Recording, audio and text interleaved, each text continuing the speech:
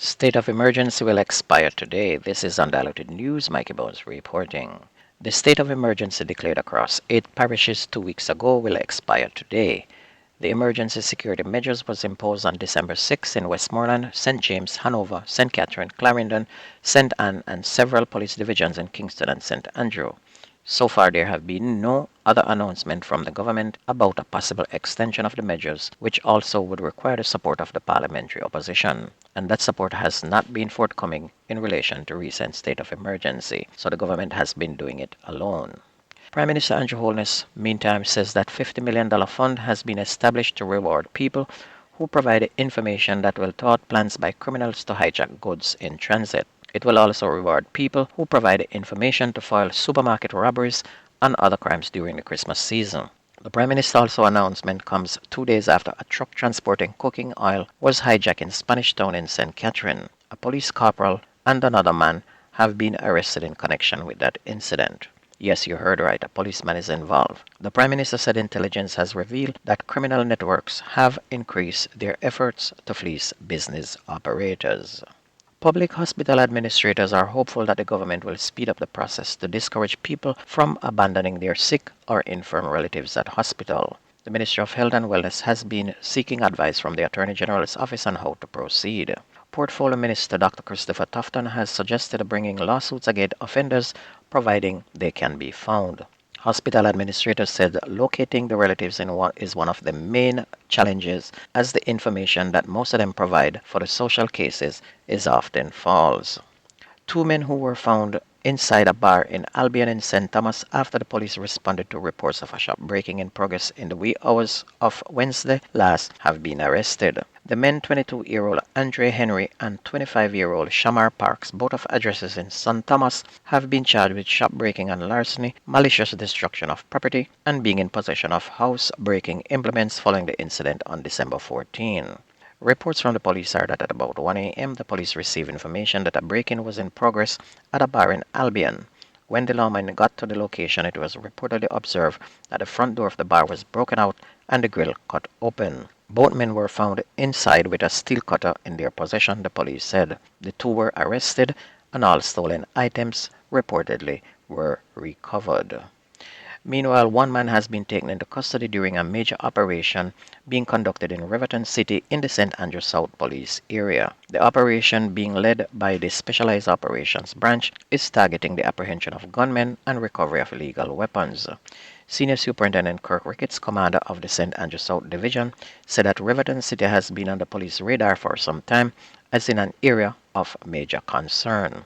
And despite the arrest of one man for whom there was a warrant, SSP Ricketts said that the operation has not yet yielded anything of substance.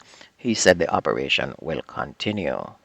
A St. Catherine clothes vendor accused of robbing more than $800,000 from a man in downtown Kingston in October has been charged. Philip Rowe, 42-year-old of Minar Road in St. Catherine, is charged with robbery with aggravation. Rowe was arrested and charged on Sunday. The police said that about 12:55 p.m., Rowe and another man held up the complainant at the intersection of Beckford Street and Orange Street in downtown Kingston. They reported to rob him of $862,000 and then escape.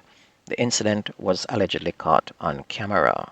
A 29-year-old man is charged with illegal possession of firearm and ammunition following the seizure of 2 firearms and several rounds of ammunition at his home on Warwicker Road in Rockford in Kingston on Sunday, December 18. Charges Omar Murray. Reports from the Elliston Road Police are that about 4:30 a.m., a joint police military team conducted a targeted raid at the premises, and during the search, a Taurus 9mm pistol with a magazine containing 6 9mm cartridges and a Zigzag 9mm pistol with a magazine containing 2 9mm cartridges were also found.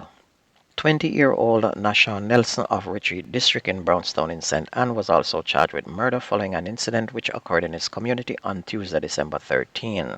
That is 25-year-old Daniel Codner of Retreat District in Brownstown in the parish. Reports indicated that about 10 p.m. Codner was along the roadway when an argument developed between him and Nelson. During the argument, a ratchet knife was brought into play and Codner received several stab wounds all over his body. Codner was assisted to the hospital where he was pronounced dead. Nelson was subsequently charged on Thursday, December 15, following a question and answer interview. On to sports. The Argentine government has declared Tuesday, that's today, a national holiday as they celebrate their football team's victory at the World Cup 2022. According to a report from ESPN, Argentina's national team will celebrate their World Cup triumph in Buenos Aires at the Obelisk, the monument that is the traditional epicenter of sporting celebration. The Argentine Football Team Federation actually said on Monday that the holiday was decided and so that the entire country can express their deepest joy for the national team. Football in St. James, Cambridge FC ended a three-game losing skid when they beat Heights FC 3-1 in the St. James Football Association Major League return game at the UDC Field last Thursday. Romeo Grant scored twice for Cambridge FC, and in another match, Mark Williams meantime scored the season's first hat-trick to lead Lilliput Rovers FC to a 4-1 victory, and they came from behind with a win over last-place Montego Bay Boys Club at the UDC Field. The teams were tied 1-1 at halftime before Williams and Lilliput Rovers took advantage of a poorly organized boys club backline and beat the former champions a second time this season. The win saw Lilliput Rovers snap a two-game losing skid and now move into a three-way tie for second place with Granville United and Flankers. All three are on 13 points. Reggae Youths, meantime, who sat out this round, leads with 19 points and has a comfortable 6-point lead with Cambridge FC in fifth place on 12 points.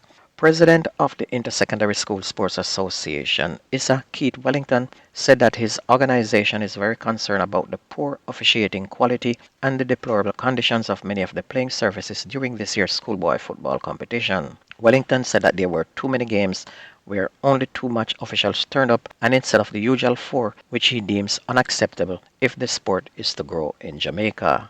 The 2022 schoolboy football season ended last Wednesday with Clarendon College winning the All-Ireland Oliver Shield title after beating Jamaica College 3-0 at Stadium East Field. CC also won the DaCosta Cup trophy while Glenmore captured the Ben Francis Knockout Trophy.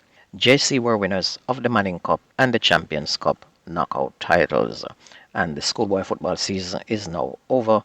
World Cup is over, so now we have to turn to something else. Anyway, that's news and sports on your favorite community radio. My name is Mikey Bones. I gone.